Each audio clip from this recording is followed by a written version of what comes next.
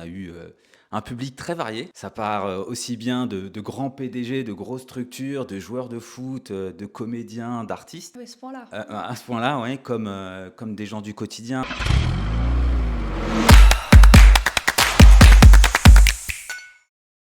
Bonjour et bienvenue dans un nouvel épisode de Plein Phare. Aujourd'hui, on accueille David, cofondateur d'AEP. Bonjour David, merci d'être avec nous aujourd'hui. Bonjour, merci de m'accueillir. Alors aujourd'hui, on t'accueille pour parler un petit peu du test psychotechnique et de toutes les questions que les candidats peuvent se poser autour de ce test justement. Donc pour commencer, est-ce que tu peux te présenter et nous parler de ton rôle au sein d'AEP? Bien sûr, donc à AEP, comme tu l'as spécifié, est un centre de tests psychotechniques. Effectivement, on est trois fondateurs, donc moi je suis un des associés fondateurs. Et mon rôle, en fait, a plus une connotation autour du commercial et du marketing, autour des tests psychotechniques. D'accord. Et pour ceux qui ne connaissent pas bien, c'est quoi exactement un test psychotechnique pour le permis? Ouais, c'est vrai que c'est un domaine qui est un peu obscur pour la plupart des personnes. Typiquement, un test psychotechnique intervient à partir du moment où une personne a un retrait de permis. Alors, c'est à peu près la même chose que le rattrapage des points, sauf que c'est l'étape d'après. C'est-à-dire que là, le candidat est dans une situation où il a le permis confisqué ou complètement annulé pour une durée qui est déterminée. D'accord. Donc, dans quel cas le conducteur est obligé de passer ce test? Alors, s'il a une suspension, une annulation, une invalidation de permis, il y a une obligation, ça fait partie des démarches pour récupérer le permis. Et la première étape est le test psychotechnique. D'accord. Et concrètement, qu'est-ce qu'il évalue ce test? Le test psychotechnique, faut savoir qu'il est mené en 2 étapes, par des psychologues qui sont des psychologues partenaires chez nous. Il va y avoir une première étape qui va donc être à la passation, de la batterie de tests. Alors, ça a l'air d'être très scientifique et très méthodologique, mais en fait, on vient simplement voir si les candidats, disposent de toutes leurs capacités cognitives, s'ils ont l'attention, les réflexes et la coordination nécessaires à récupérer, leur permis. On vient simplement valider qu'il n'y ait pas une déficience cognitive. D'accord. Et combien de temps dure ce test en moyenne? Alors, donc c'est encadré par un aspect législatif. Le test psychotechnique doit durer 40 minutes. D'accord. Ok. Et est-ce qu'il y a des documents particuliers à amener le jour du test?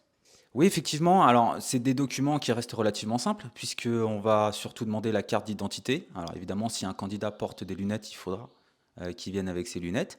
Mais on ne va pas aller sur des démarches qui sont trop lourdes, typiquement ce qu'on pourrait avoir pour une demande complète de permis. D'accord, ok, très bien, merci. Comment AEP accompagne-t-il les candidats qui peuvent être un petit peu stressés ou inquiets avant le test? On a des profils un peu particuliers, mais c'est des profils qui sont plus stressés qu'autre chose. Il y a pas de mauvais fond dans leur acte, mais c'est vrai que le stress peut provoquer certaines situations. Néanmoins, nos psychologues, hein, on est revenu tout à l'heure dessus, sont formés pour accompagner, le candidat et le rassurer. C'est pour ça que c'est très important que les gens viennent dans une détente totale, pour qu'ils puissent réussir leur test. C'est vrai que le test psychotechnique, comme je l'ai dit tout à l'heure, c'est un domaine qui n'est pas connu. Souvent, il y a l'amalgame entre les tests psychotechniques pour les concours et les tests psychotechniques pour le permis. Donc nous, on essaye de rassurer déjà alors le client en lui expliquant qu'est-ce qu'un test psychotechnique. On va pouvoir lui mettre à disposition aussi tout un tas de vidéos et d'informations sur le site internet pour lui montrer quel est l'essence du test psychotechnique. Et surtout, on lui propose un module. Alors, j'aime pas dire entraînement, parce que c'est plutôt un module de baisse de l'appréhension au test sur lequel il va pouvoir s'entraîner avant la date de son test. D'accord. Et ce module-là, quel est l'objectif? Comment ça aide les candidats justement? Tout simplement, alors le but, c'est pas de les former au test ou de les conditionner au test par rapport aux exercices. On est là simplement pour faire découvrir qu'est-ce que le test, qu'est-ce que visuellement ils vont voir et comment on va pouvoir les noter. D'accord. Et pour les candidats qui nous regardent, comment se passe la réservation sur le site internet de AEP? Alors, c'est le plus simple possible. Avec l'expérience, on a eu des retours des clients qui nous ont demandé d'avoir, par exemple, des facilités de réservation par rapport au mode de paiement, de fluidifier le parcours en termes de vente. Donc, on a mis en place un système qui est relativement rapide où le candidat peut, oui ou non, créer un espace qui sera pour lui et qui sera personnalisé. Et il pourra donc réserver son test psychotechnique et utiliser, ou en tout cas payer avec tous les moyens de paiement possibles, que ce soit du PayPal, de l'Apple Pay, du Google Pay ou de la CB.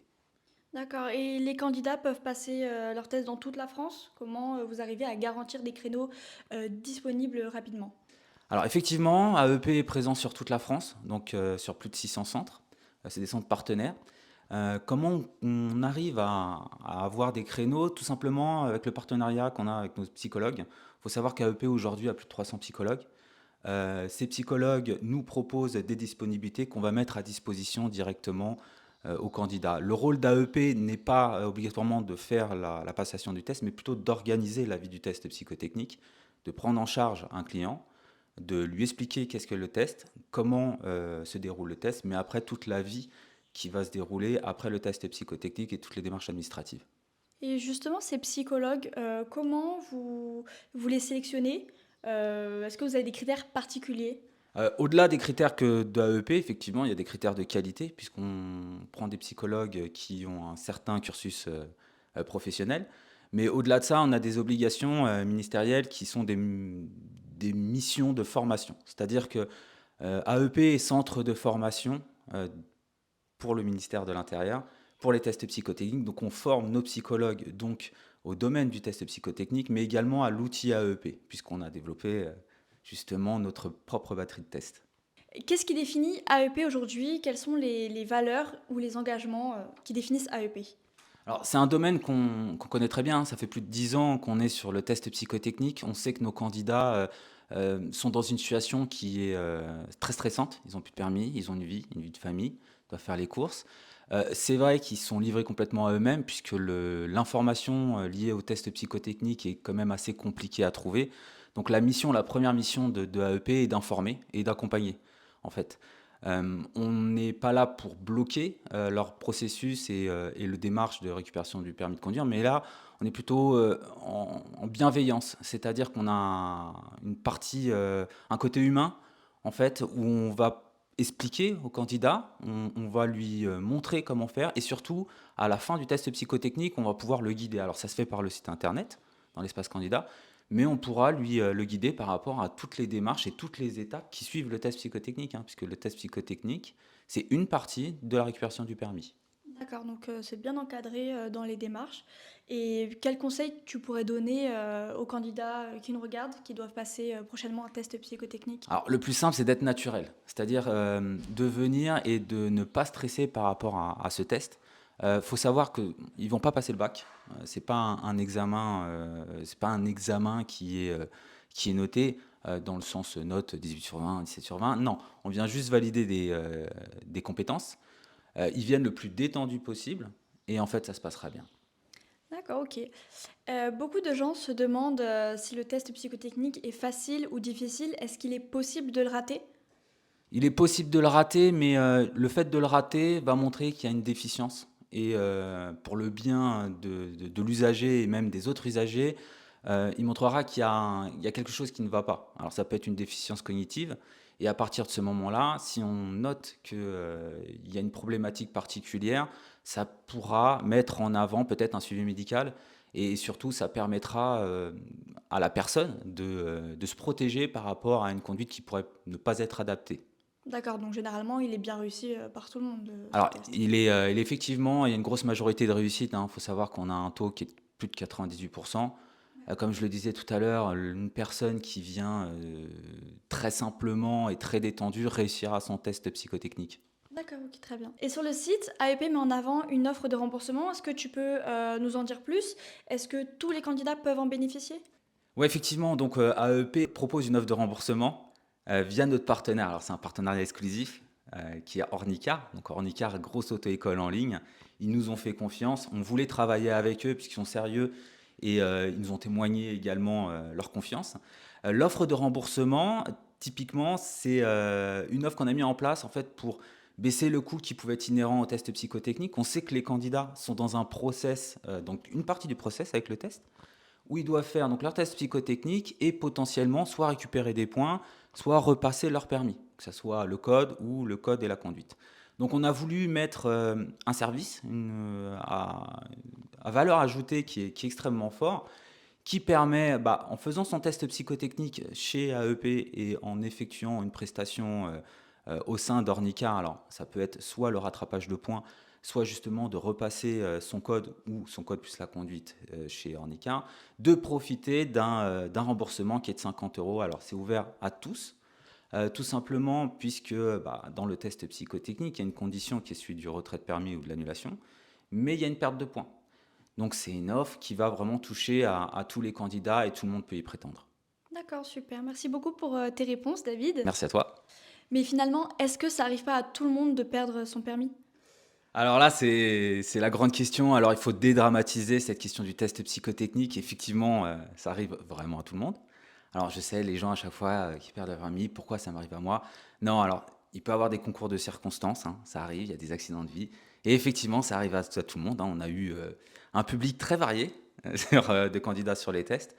Ça part aussi bien de grands PDG, de grosses structures, de joueurs de foot, de comédiens, d'artistes. Ah oui, à ce point-là. À ce point-là, oui, comme des gens du quotidien. Donc, il ne faut pas se formaliser sur le test. Parfois, bon, une erreur lors de la conduite peut provoquer l'arrivée au test psychotechnique. Si tout va bien, alors effectivement, c'est un événement de vie qui est particulier, mais ça se passe généralement bien.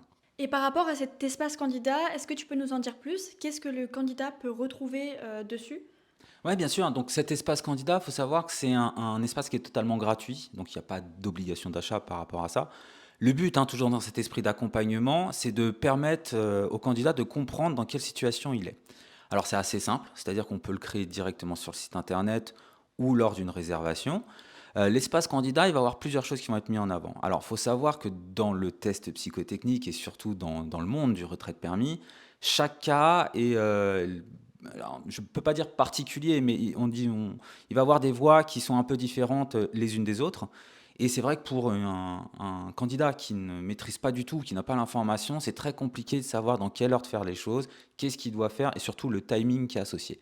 Alors, on a développé un outil qui va vulgariser et qui va présenter, donc par des questions assez simples, qui va présenter les démarches à la récupération du permis. Donc, est-ce qu'il faut faire un test psychotechnique avant? Est-ce qu'il faut faire des analyses de sang, des analyses d'urine? Est-ce qu'il faut faire le code? Est-ce qu'il faut faire code ou plus la conduite? Et surtout, de pouvoir récupérer, donc c'est directement sur cet espace candidat, les documents qui seront à présenter, pas que au test psychotechnique, mais par exemple à la visite médicale, hein, le fameux CERFA qu'on cherche tous sur Internet. Et puis, on a mis en place un tutoriel qui permet de suivre étape par étape la demande de permis sur la NTS. Les candidats peuvent réserver directement sur notre site internet. Alors, on sait très bien que certains candidats ne sont pas très à l'aise avec leur fait de laisser leurs coordonnées bancaires sur le site, même si évidemment donc on est affilié à l'État et donc c'est très sécurisé. Donc on propose également une prise de rendez-vous, c'est aussi très important pour poser les questions, les bonnes questions, hein, par téléphone. Donc on peut avoir tous ces renseignements par téléphone. Il faut savoir aussi qu'un candidat qui prend un rendez-vous a la possibilité d'annuler 48 heures avant. À savoir qu'au moment de la réservation, en fait, on envoie toutes les informations qui sont liées au test. Donc on les envoie par mail et par SMS. Ça permet aux candidats d'organiser directement leur journée. Donc ils vont retrouver toutes les informations qui est liée en fait au centre qui va les recevoir pour ce test psychotechnique. Ils vont également avoir un récapitulatif de tous les documents à apporter et un lien qui leur permettra de voir l'itinéraire pour arriver à ce centre. Donc on a tout fait pour fluidifier justement la venue au test psychotechnique et que le candidat soit le plus détendu possible et pas stressé par ce rendez-vous. Merci David d'avoir répondu à toutes nos questions. Écoute, c'était avec plaisir. J'espère que ça a pu éclairer les candidats et qu'ils viendront plus détendus pour leur test psychotechnique. Vous venez d'écouter Plein Phare, une production d'AEP. Merci à vous, chers auditeurs, d'avoir pris ce temps avec nous. Si cet épisode vous a rassuré, informé ou tout simplement permis d'y voir plus clair, n'hésitez pas à le partager tout autour de vous, à un proche, des amis ou toute personne concernée par le test psychotechnique. Et comme d'habitude, vous pouvez retrouver tous nos épisodes sur Spotify, Apple Podcast ou en version vidéo sur YouTube. Et pour encore plus d'informations, de conseils et d'accompagnement, rendez-vous sur notre site internet www.aaep.fr. On se retrouve très bientôt dans un nouvel épisode autour du permis, de la conduite et de l'humain derrière le volant. Bisous mes petits phares!